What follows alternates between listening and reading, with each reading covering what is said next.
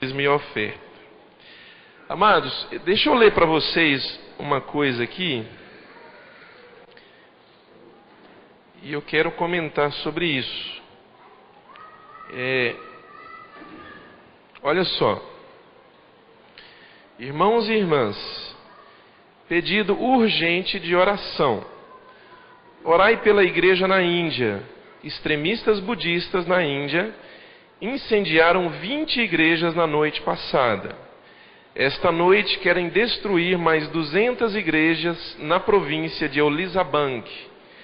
Eles querem matar 200 missionários nas próximas 24 horas. Todos os cristãos estão escondidos em aldeias.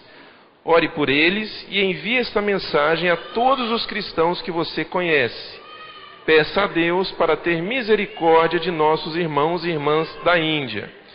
Quando você receber esta mensagem, por favor, urgentemente enviá-lo para outras pessoas. Orem por eles a nosso Senhor Todo-Poderoso Vitorioso.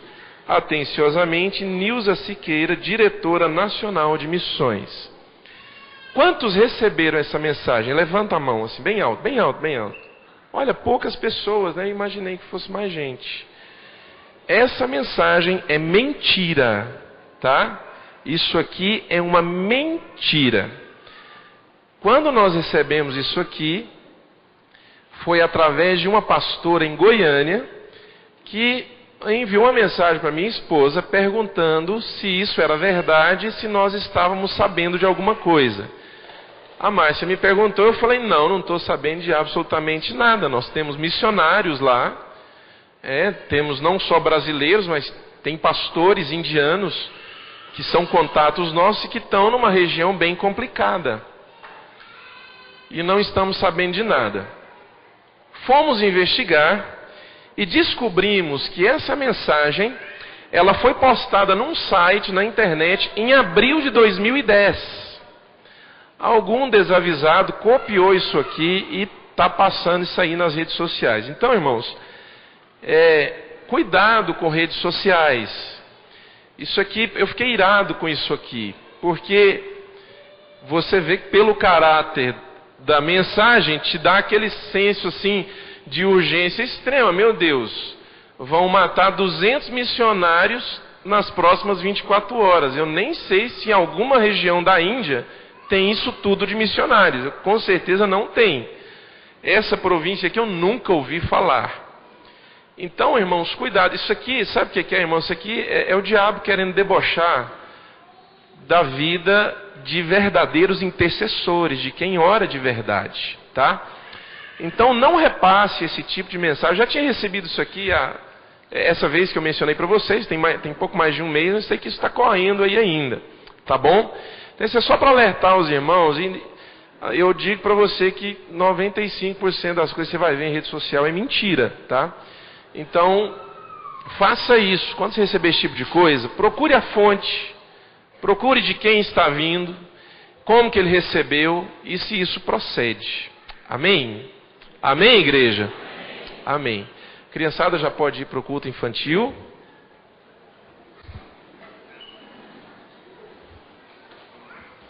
Esse negócio aqui, irmãos, foi tão sério que lá em Rio Verde, um locutor de uma rádio que estava fazendo um programa gospel, um programa cristão, leu isso aqui na rádio, para a cidade inteira ouvir. E aí, assim, foi aquele alvoroço, né? Você imagina. Então isso não está correto, não está certo fazer isso. Esse cara errou de passar uma notícia dessa sem ao menos consultar se é verdade. E eu falo para você que o site onde nós vimos isso, você vê uma postagem de abril de 2010, exatamente como estava escrito aqui. A pessoa simplesmente copiou e colou e saiu disparando isso. E eu nem sei de onde esse site, é um site desconhecido também, não sei se quando essa mensagem foi postada em abril de 2010, isso era verdade. Acredito que não. Mas, em todo caso, fica aí a observação. Amados, abra comigo a palavra de Deus em Mateus, no capítulo 12, versículo 38.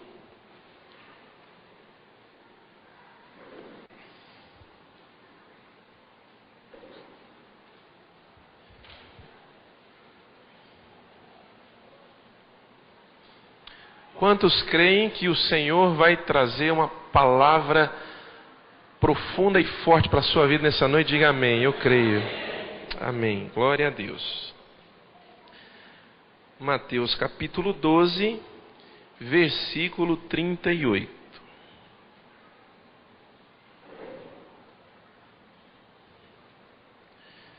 Todos encontraram? Amém? Então diz assim, ó, então alguns dos fariseus e mestres da lei lhe disseram para quem? Para Jesus: Mestre, queremos ver um sinal miraculoso feito por ti. Olha só o que eles disseram para Jesus: Mestre, queremos ver um sinal miraculoso feito por ti. Jesus então respondeu: uma geração perversa e adúltera pede um sinal miraculoso, mas nenhum sinal lhe será dado, exceto o sinal do profeta Jonas. Paralelo a esse texto, irmãos, eu queria que você deixasse marcado esse texto aí agora, e nós vamos ler outro texto, e vamos trabalhar essa noite os dois, vamos meditar nos dois, para ter um entendimento daquilo que o Senhor quer falar. 2 Reis, capítulo 5. Abre aí a sua Bíblia em 2 Reis, capítulo 5, versículo 19. Então, nós vamos tentar entender quem eram os fariseus, porque eles pediram para ver um sinal miraculoso feito por Jesus, e Jesus foi veemente e se negou.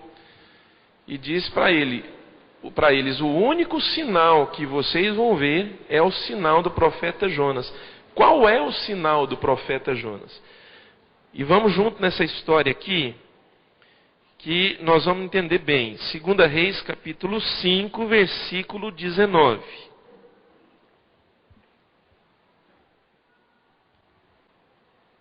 Segunda Reis 5, 19. Todos encontraram? Amém? O microfone aqui está ficando sem voz, irmãos. Ó.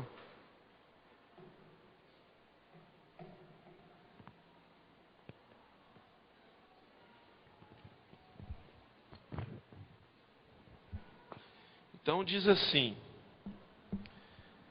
disse Eliseu, vá em paz. Quando Naamã já estava a certa distância, Geazi, servo de Eliseu, o homem de Deus, pensou: meu senhor foi bom demais para com Naamã, aquele arameu, não aceitando o que ele lhe ofereceu. Juro pelo nome do Senhor que correrei atrás dele para ver se ganho alguma coisa. Então Geazi correu para alcançar Naamã, que vendo-o se aproximar, desceu da carruagem para encontrá-lo e perguntou: está tudo bem? Geazi respondeu: sim, tudo bem.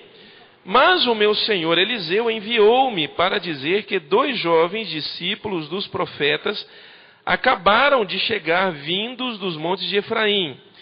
Por favor, deles 35 quilos de prata, ou 1 talento, e 2 mudas de roupas finas. Claro, respondeu Naamã, leve logo 70 quilos, ou 2 talentos.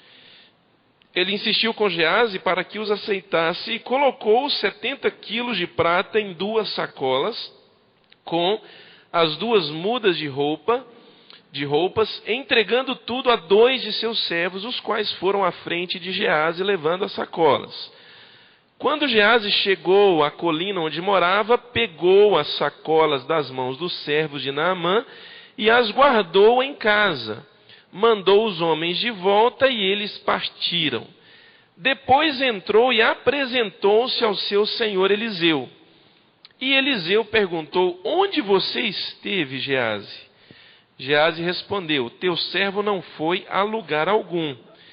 Mas Eliseu lhe disse: você acha que eu não estava com você em espírito, quando o homem desceu da carruagem para encontrar-se com vocês?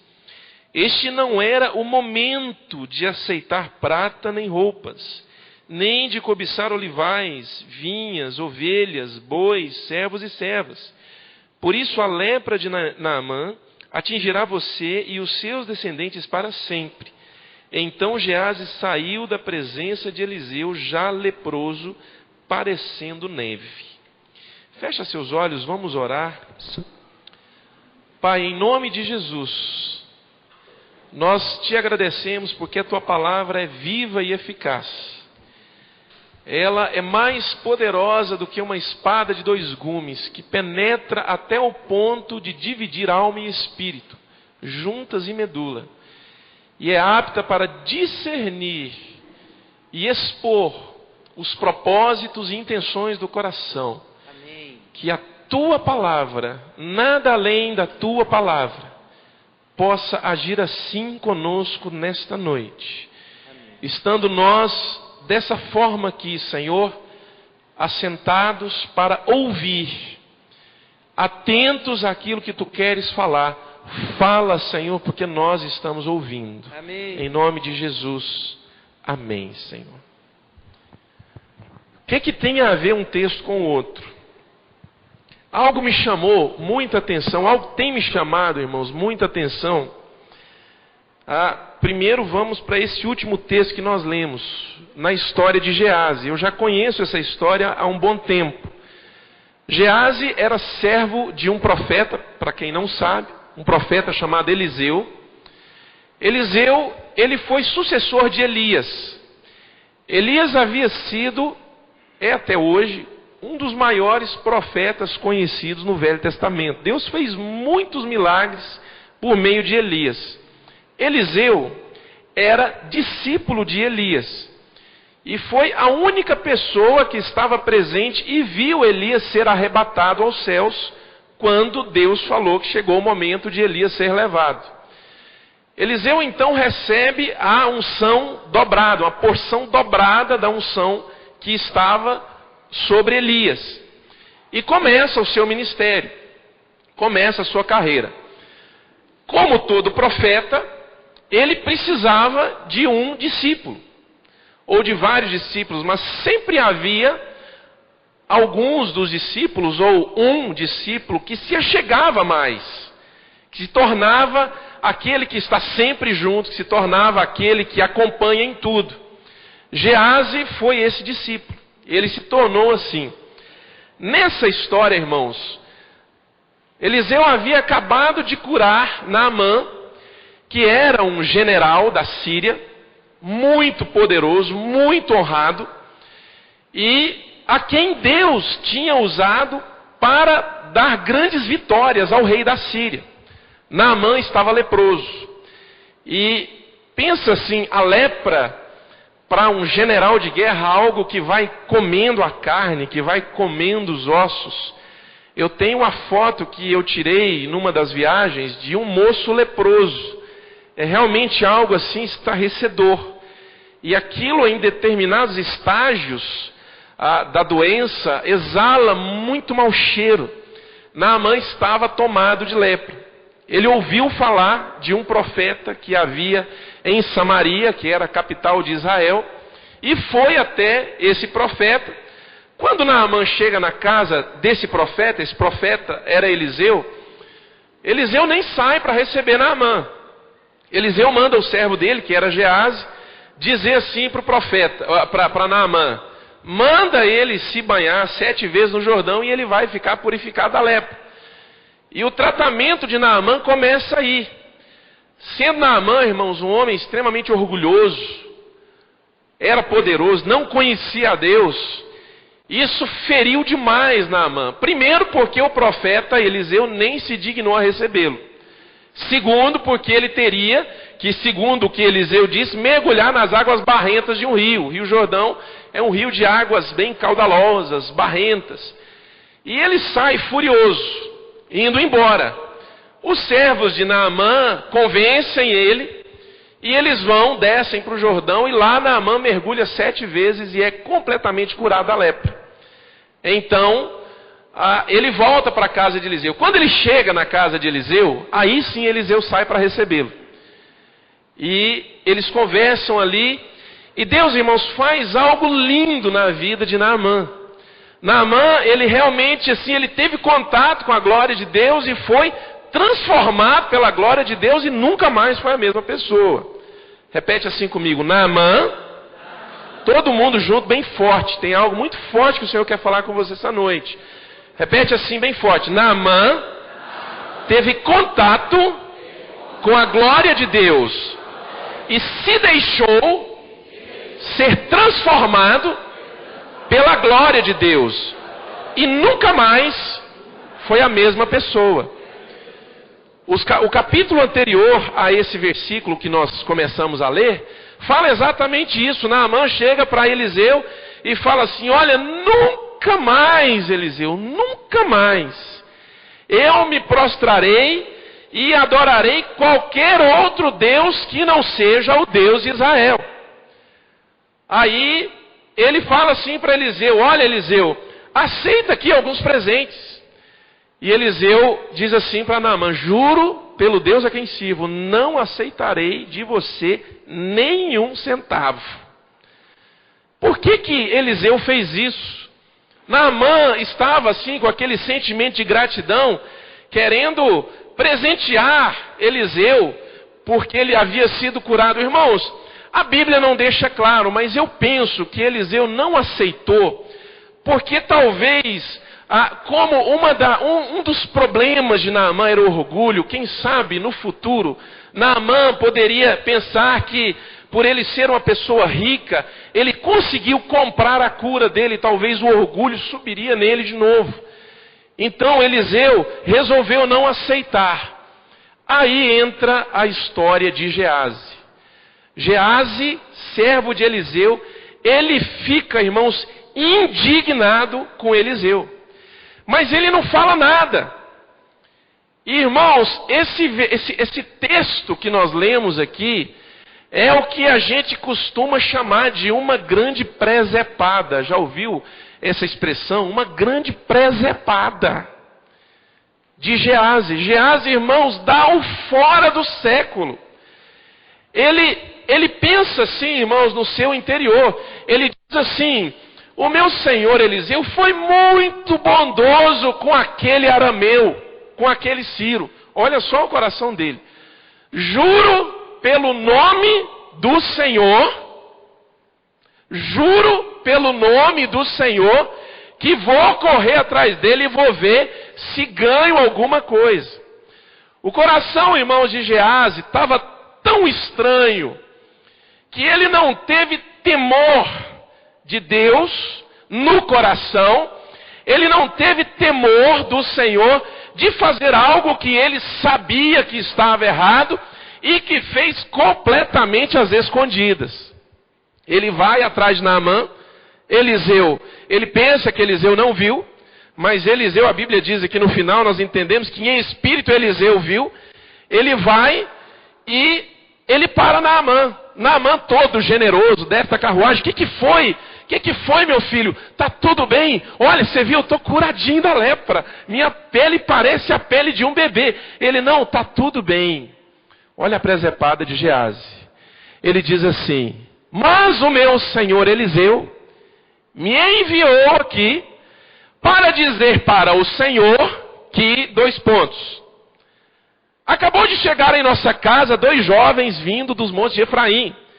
E Eliseu, meu senhor, pede que você dê algumas coisas para eles, algumas coisinhas básicas para eles, para a gente não deixar esses jovens de mãos abanando. Irmãos, uma grande mentira. Geazi estava contando uma grande mentira.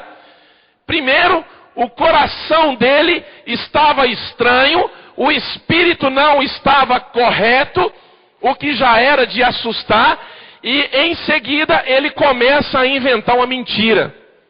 É claro que Naamã caiu, irmãos. É lógico que Naamã caiu. Naamã não ia saber que Geazi estava mentindo. E ele poderia realmente pensar que, não, talvez Eliseu mudou de ideia, né? O presente nem é para ele, é para esses jovens que ele falou. Naamã, irmãos, todo generoso, Eliseu diz assim, olha, você pode me dar um talento. Um talento, irmãos, era 35 quilos de prata. Aí Naamã fala assim, não, leva 2. Leva 2 talentos, leva 70 quilos de prata. Ah, não, tá bom, mas uma roupa. Não, leva 2. Leva 2 roupas de festa. E foi enchendo Geazi de presente. Geazi pega aqueles presentes, Naamã manda que 2 dos servos dele ajudem ele a levar e leva para casa. Irmãos, quando ele chega às escondidas. Sem que Eliseu perceba, Geazi esconde esses presentes.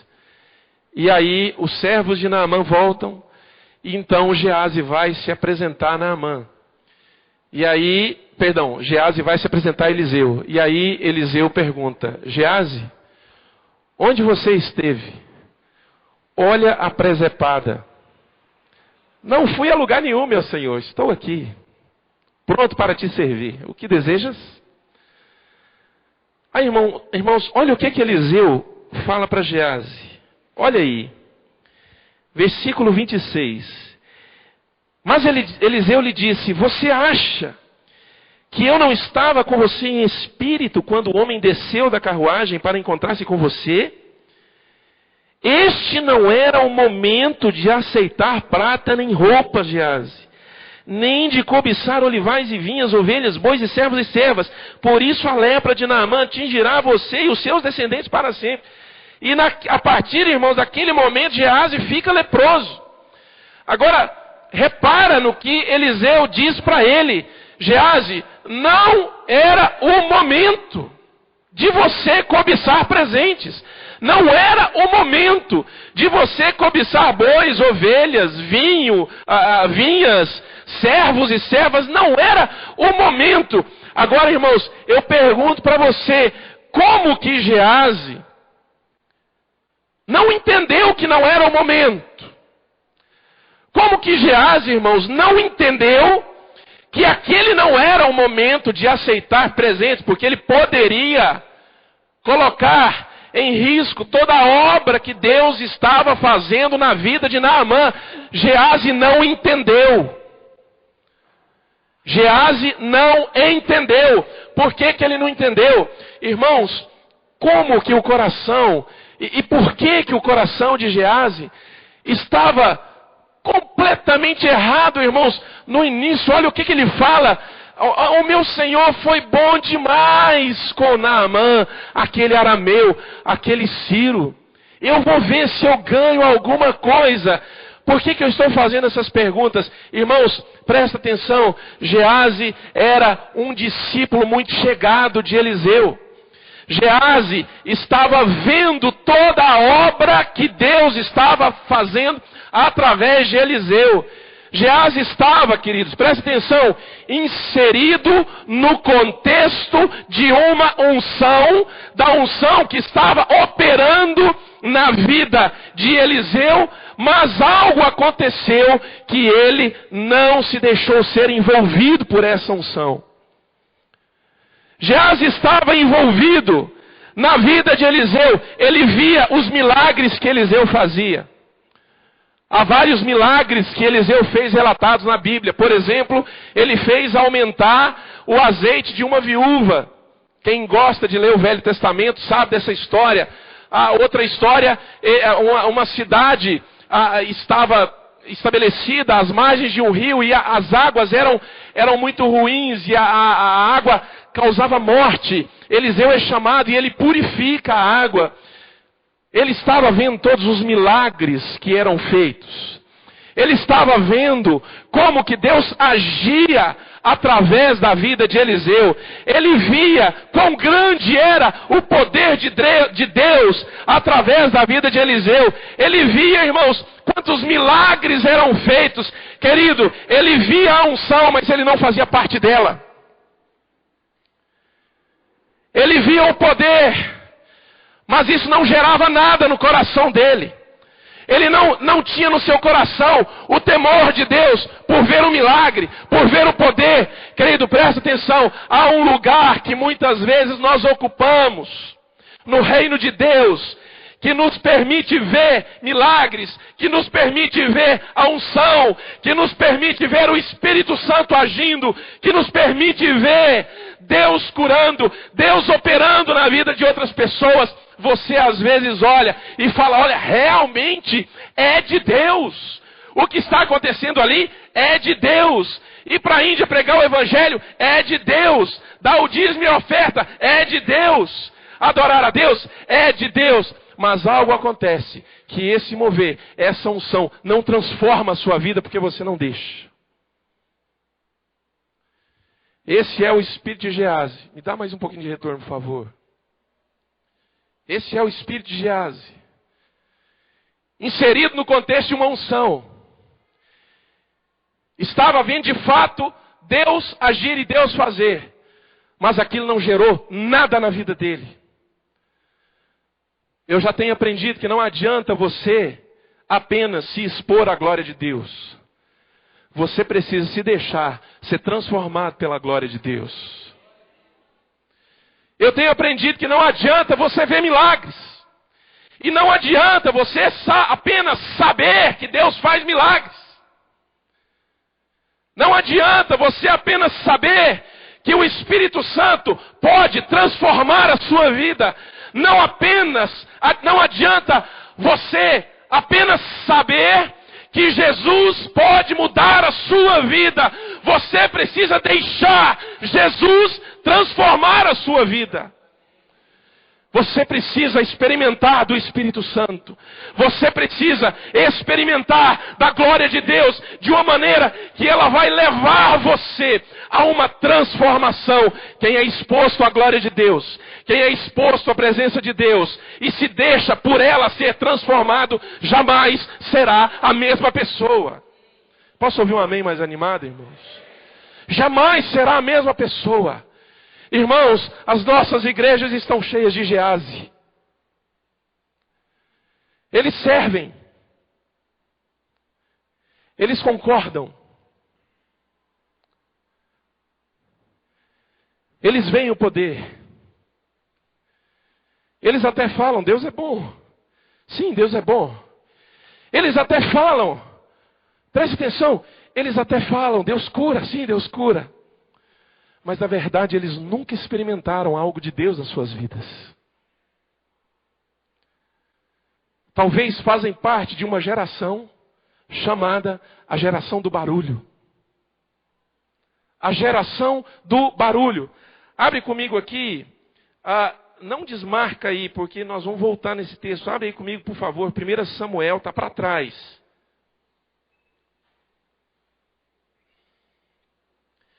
1 Samuel,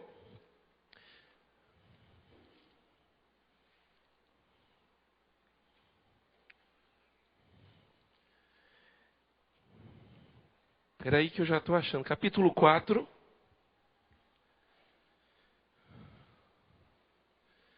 Primeira Samuel, capítulo 4,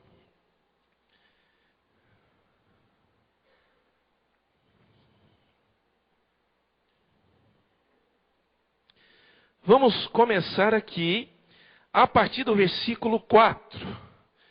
Vamos falar sobre a geração do barulho. Então mandaram, 1 Samuel 4:4. Então mandaram trazer de Siló a arca da aliança do Senhor dos Exércitos, que tem o seu trono entre os querubins.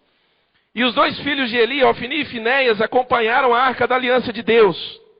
Quando a arca da aliança do Senhor entrou no acampamento, todos os israelitas gritaram tão alto que o chão tremeu. Versículo 6.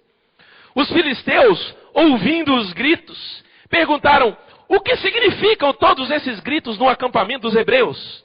Quando souberam que a arca do Senhor viera para o acampamento, os filisteus ficaram com medo e disseram: deuses chegaram ao acampamento deles. Ai de nós! Nunca nos aconteceu uma coisa dessas. Ai de nós! Quem nos livrará das mãos desses deuses poderosos. São os deuses que feriram os egípcios com toda espécie de pragas no deserto. Sejam fortes, filisteus, sejam homens, ou vocês se tornarão escravos dos hebreus, assim como eles foram escravos de vocês. Sejam homens e lutem. Então os filisteus lutaram e Israel foi derrotado. Cada homem fugiu para a sua tenda. O massacre foi muito grande. Israel perdeu 30.000 homens de infantaria. A arca de Deus foi tomada e os 2 filhos de Eli, Hofni e Finéias, morreram. Irmãos, esse texto é um tiro no pé. Porque quando você começa a ler ali no ponto onde nós lemos, você não imagina onde a história vai dar. Sempre que a Bíblia fala de filisteus, significa problema. Ou seja, os filisteus, irmãos, eram os inimigos clássicos de Israel. Os inimigos clássicos. Quando Deus levanta Sansão como juiz, é para quê? Para libertar Israel dos filisteus. Eram escravos há 40 anos. Quando Deus levanta Gideão, é para libertar Israel dos filisteus. E assim vai, irmãos.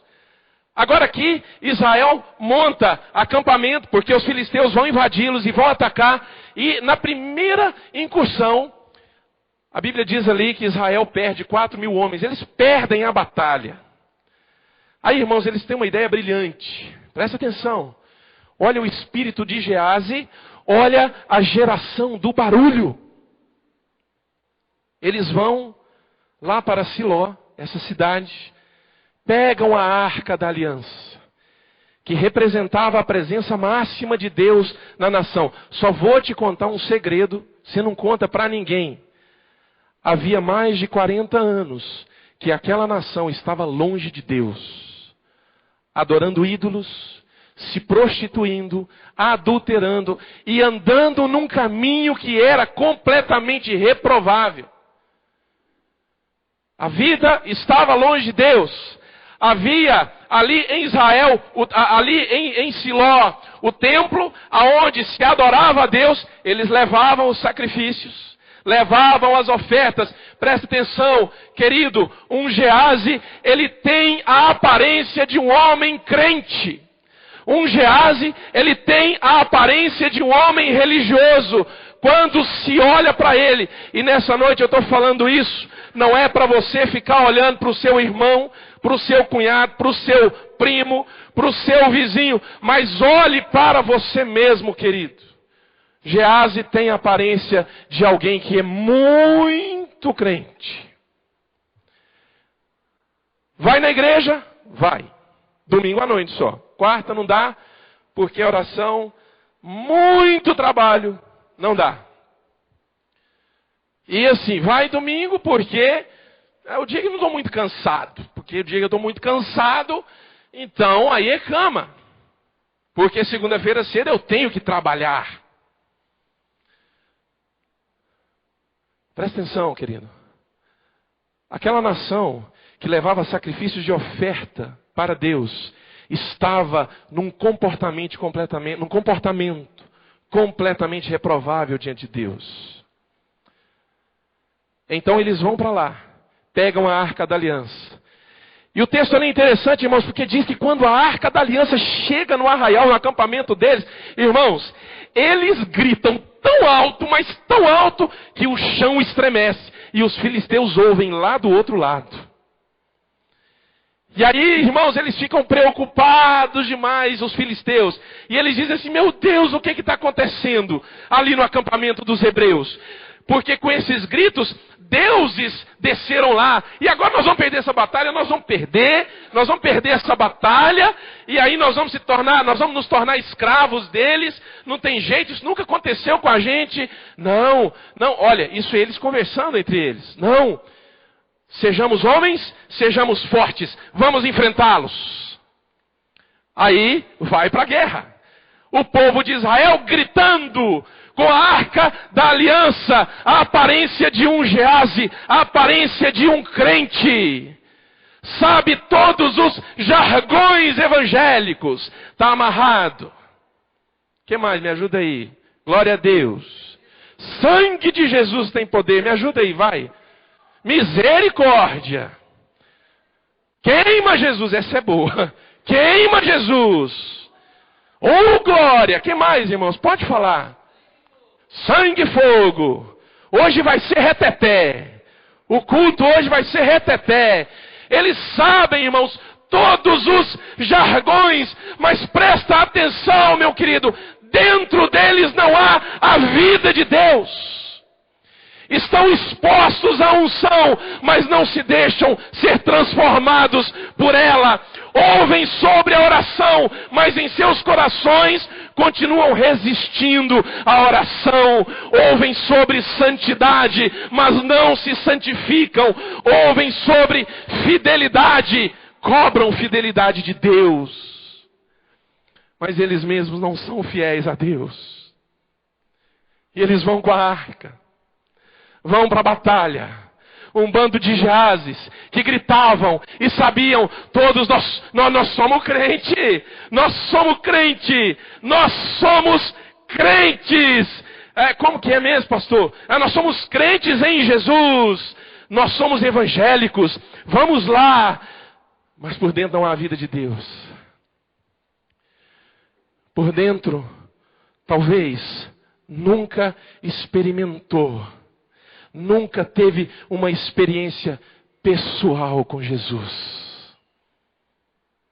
Eu quero perguntar algo para você essa noite, meu amado. Responda para você mesmo. Você já teve uma experiência pessoal com Jesus? Alguém levantou o dedo ali bem alto. Você já teve uma experiência pessoal com Jesus? Porque isso é a única coisa que vai transformar a sua vida. Você quer ver a sua casa curada? Tenha uma experiência pessoal com Jesus, dia a dia. E a sua vida e a vida da sua casa será transformada. Quero ouvir um amém mais animado, irmãos. Crê no Senhor Jesus e será salvo tu e a tua casa. Aquele que vier a mim, de maneira alguma o lançarei fora. Mas vai lá os Geazes, irmãos, falando tudo quanto é jargão. E eles partem para a batalha, falando os jargões evangélicos. E então os filisteus se encorajam e vão encará-los. Sabe o que acontece? Sabe o que acontece? Quando você vai lendo o texto, você acha que vai ser uma vitória extraordinária e que vale até um glória a Deus no final. Irmãos, eles tomam uma ataca violentíssima. Eles perdem. Perdeu. Quantos homens, pastor? Bom, na primeira incursão, perderam 4.000. Agora nessa, eles perdem 30.000 homens. Perderam. O que mais que aconteceu? A arca da aliança de Deus foi roubada. Levaram para o acampamento dos filisteus. O que mais que aconteceu? Os filhos do sacerdote, que também eram sacerdotes, Hofni e Finéias, que também eram sacerdotes, foram mortos junto com os 30.000. Amado, presta atenção. Às vezes, os gritos e os jargões até assustam o inimigo. Mas o que vai levar você a ter vitória não são gritos e jargões, mas é a vida de Jesus fluindo de você. Aí sim você é mais do que vencedor. Quero ouvir um amém mais animado, irmãos. Quando se é um Geazi, querido, presta atenção. A tribulação vai mostrar. As situações na vida, irmãos, as circunstâncias, irmãos, vai mostrar e vai tirar a máscara. Vamos voltar lá para a 2 Reis. Pega a sua Bíblia e abre lá de novo em 2 Reis.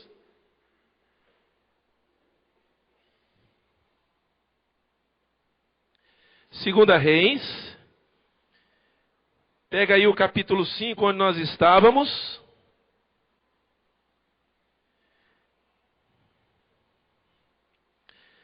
Olha o versículo 20. 2 Reis 5:20.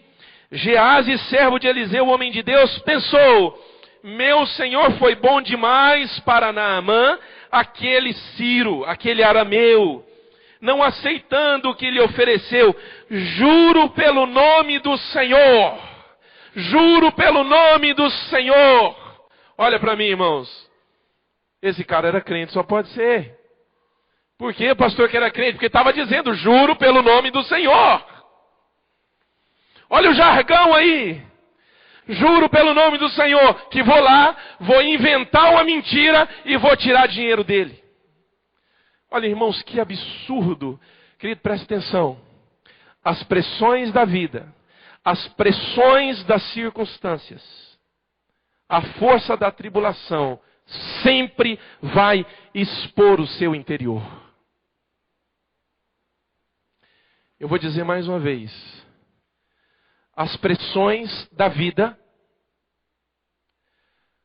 a força do vento, a altura das ondas, o bramido do mar, o rugido do leão, que está ao derredor, procurando alguém que possa tragar, sempre vai expor o seu interior. Sempre vai expor o seu interior. Assim, irmãos, como naquela parábola que Jesus contou das duas casas, uma construída sobre a rocha, a outra construída sobre a areia. Uma tinha alicerces, era um bom alicerce. O alicerce descia até encontrar a rocha, e ali ele subia, fazia uma base, e naquela base, aquela base era um sustento para que a casa se levantasse, e ela se sustentava ali, naquele alicerce. Mas a outra casa, ela não tinha alicerces, ela estava construída na areia.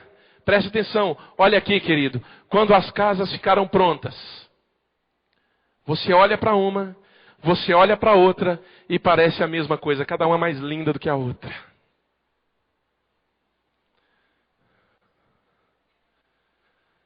Talvez você é um Geazi bonitinho. Crente, crente. Não crente, mas crente. Vai na igreja. Talvez a obra que está centrada na sua vida é algo de uma aparência belíssima. Mas eu quero te dizer uma coisa. Tem algo que vai provar a força e a qualidade do que está construído embaixo, aonde ninguém vê. E é a tribulação. Porque ali, irmãos, quando Jesus conta aquela parábola, irmãos, presta atenção. A tempestade que assolou uma casa foi a mesma que assolou a outra casa. As duas casas, irmãos, a primeira ela foi assolada por ventos, pela chuva, por inundação, que vieram e deram com ímpeto contra ela. A outra casa foi assolada pelas mesmas coisas. Um vento forte, chuva, inundação, que vieram e deram com ímpeto contra ela. Mas aquela casa, a casa do Geazi, a casa que estava na areia, ela caiu e foi grande a sua ruína. Mas a casa do Filho de Deus, do crente no Senhor Jesus Cristo, que estava sobre a rocha, ela permaneceu de pé e nenhum dano foi feito sobre ela. Isso fala, irmãos, da vida de Deus, que só pode ser alcançada quando você se dispõe a buscar a Deus com todas as suas forças, com todo o seu entendimento, a buscar a Deus de verdade, a abandonar aquilo que é reprovável. Irmãos, como a tribulação expõe caráteres, se é que tem plural para caráter, como a tribulação expõe o caráter. Olha, irmãos, juro pelo nome de Deus que correrei atrás dele para ver se ganho alguma coisa. Olha o coração, olha o versículo 22. Diz assim: Geazi respondeu, sim, tudo bem, mas o meu Senhor, olha irmãos, é mentira, mas o meu Senhor enviou-me para dizer que 2 jovens discípulos dos profetas acabaram de chegar, vindo dos montes de Efraim. Por favor, dê-lhes 35 quilos de prata e 2 mudas de roupas finas. Olha irmãos, o versículo 25, depois entrou e apresentou-se ao seu senhor Eliseu, e este lhe perguntou, onde você esteve, Geazi? Geazi respondeu, teu servo não foi a lugar algum. Expôs um caráter defeituoso. Meu querido, presta atenção. Você não está na igreja para bater ponto. Você não está na igreja para fazer volume. Você não está na igreja para que outras pessoas vejam que você vai à igreja. Você não está na igreja porque é moda sabe irmãos, é bonito hoje no Brasil ser crente. Você não está na igreja, meu querido, para que o seu vizinho saiba que você está na igreja. Você está na igreja, meu querido, não é porque o pastor visitou você e agora você se sente na obrigação de ir à igreja. Não, amado, você é chamado para a igreja, porque há um Deus muito maior do que esse homem aqui, que quer transformar a sua vida, coisa que eu jamais poderia fazer. O Deus a quem nós servimos, o Jesus a quem nós adoramos, Ele pode transformar a sua vida, de forma que você nunca mais será a mesma pessoa. Então eu te digo, o que você quer? O que você quer? Porque um dia o vento vai mostrar e expor o que está no seu coração. E do jeito que está indo as coisas, irmãos, vendavais nós vamos encontrar todos os dias. Tribulações nós vamos encontrar todos os dias. Decepções nós vamos encontrar todos os dias. Tentações nós vamos encontrar todos os dias.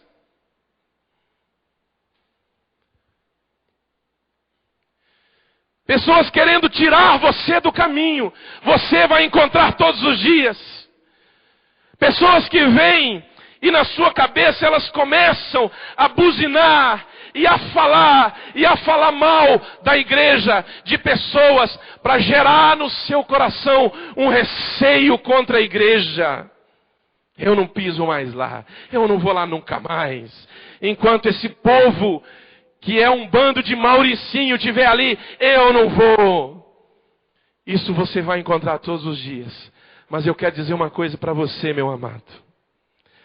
Ainda que a tribulação seja forte, ainda que o vento venha, que a chuva caia, que a inundação aconteça, ainda que ela dê com ímpeto contra a vida do Filho de Deus, o Filho de Deus, o crente do Senhor Jesus, o que tem a vida de Jesus fluindo dele, vai permanecer inabalável. Inabalável. Ainda que haja oposição, mas a casa construída na rocha, ela não vai sofrer dano algum. Ela é um abrigo seguro e confortável. Porque essa casa, irmãos, ela fala da cobertura que só o sangue de Jesus pode trazer sobre a minha vida. Quando Jesus é questionado por aqueles fariseus, sabe, irmãos, o que eles queriam ver?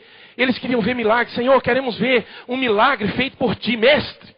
Queremos ver um milagre feito por ti. Irmãos, olha o que Jesus fala. Ele diz assim: uma geração perversa e adúltera pede um sinal, mas nenhum sinal lhe será dado a não ser o sinal do profeta Jonas. Querido, presta atenção. A geração perversa e adúltera é aquela geração que viveu o tempo todo olhando a glória de Deus, vendo a unção de Deus, porque isso é bem típico do fariseu.